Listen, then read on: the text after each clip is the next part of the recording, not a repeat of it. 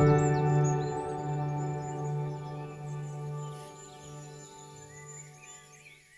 come to the Cotswolds, deep into the woods, to find our next interviewee, Roger Duncan, for the Ask the Expert series from Ministry of Eco-Education. We're actually just over the hill from Forest Green Rovers football ground, owned by Dale Vince, the founder of Ministry of Eco-Education, and also close to Minchinhampton Primary School, the pioneering school that helped us shape our framework. So here we are, Roger Duncan, ecotherapist. Thank you for your time. Our audience today is teachers, both in the classroom and outside, across the country, and but mainly talking about enormous respect. From 30 years, we're talking about nature-based practice, mainly for young people. Mm-hmm. How would you summarise nature-based practice in your work? It's moved from an appreciation of nature to more of embodied relationship with nature, getting involved bodily rather than just intellectually. You know, I studied biology originally, and it was very intellectually based. You know, when I came to work in the woodlands here, I knew all the names of the plants because I had a botany degree. But actually, after spending 10 years in here, pretty much every day managing the woodlands, I understood the plants at a completely different level.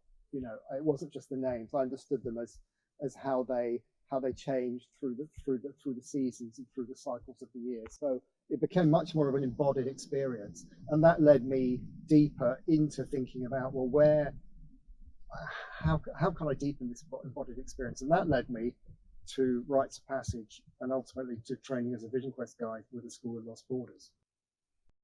Beautiful, thank you. And a lot of people think that you're one of the doyens of this area of sector of the education system. But what was it 30 years ago in that history you just told us that got you into this? Because you were definitely ahead of the curve back then. I mean, one of the experiences I've talked about on the podcast with Marina is when I was at school in the early days, we were given biros, and it was the early days of biros because actually before that we used fountain pens.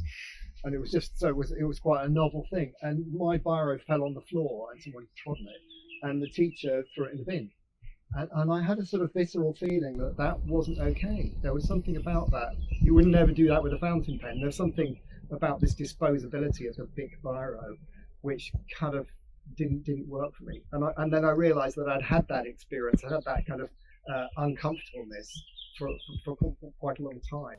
Roger, the nature-based discipline, nature-based practice that you worked on, the teachers would be interested to know, how do you think this is important for sustainability in education? Okay. Well, I suppose what's shocking for me is, you know, when I was at school, we learned about the destruction of the rainforest. You know, so many football pitches were destroyed, you know, every day or whatever it was, the statistics. You know, I've now got grandkids, and that conversation's still going on in school. So the rainforest is much smaller than it was. So there's something about business as usual which doesn't really work. And as a biologist, you know, I realized that biology wasn't really making change because it was kind of disembodied in a certain way. And it was really only when I came here and worked with students outside, very, very challenging students, that I realized it was the embodiment, the connection with nature, which had a massive impact. And of course, that's how Indigenous people have been relating to nature for millennia. And actually, they were able to develop a sustainable relationship with nature that we've lost at our peril, and it's getting worse and worse. So we're here at Ruskin Mill College in their beautiful grounds in the woods. And at the start, you were part of the senior management and a pioneer tutor.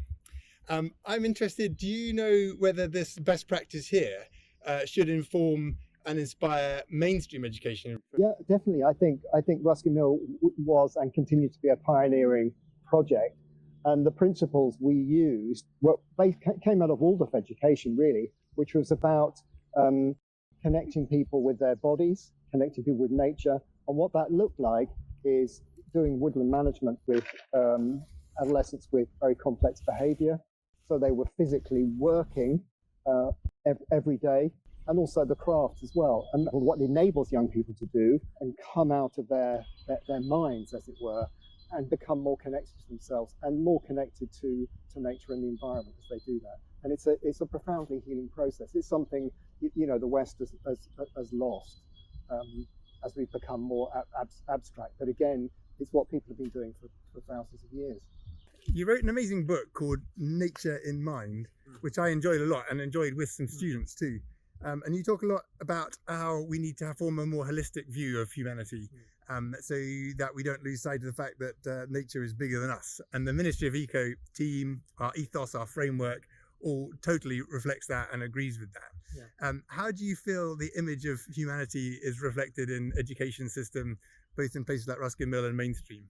I think we've come to a difficult place because what we've been taught and how we've been taught for the last 100 years or so is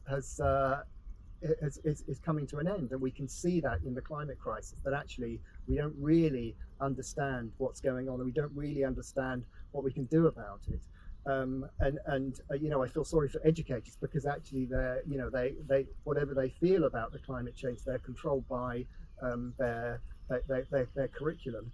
I suppose where I've where I've overcome that challenge or worked with that challenge as a teacher is I've explored a much deeper aspect of nature than is available in biology, informed largely by indigenous wisdom, which is very, very old, who have been working with nature and working with educating young people in a pro-social and pro-environmental way for a very long time, and they have a lot to teach us. In schools, we talk a lot about a mental health crisis. Do you think that the nature-based solutions and disciplines that you've taught about, written about, could be used to help prevent mental health problems, both in schools and outside of schools? Well, I think so, because I think a lot of the mental health issues that we're seeing today are results of a disconnection from nature, disconnection from our own bodies, from our own emotional states, and a kind of retreat into our intellect. So bringing young people into their bodies, into contact with nature, into a deeper sense of belonging is hugely beneficial. So to incorporate your work, Roger, in the Ministry of Eco Education framework, we feel like we know some specific activities that would help them, but what kind of support do you think would work well for the teachers? Well, I think the opportunity of training, some nature-based training. There are a lot of trainers around the UK. I could point them to. Also, having personal experiences of deep nature immersion, spending time in nature in a facilitated way, the rites of passage work, the kind of work that comes out of the School of Lost Borders is very powerful. That kind of thing, I think, would transform teachers personally and professionally in terms of their work. Do you think nature-based practice was last used regularly in schools? I've just been doing some teaching yesterday, in fact, and one of the issues is how education was used as a colonial tool for indigenous people, which is really changing their mind from an indigenous perspective to a Western perspective.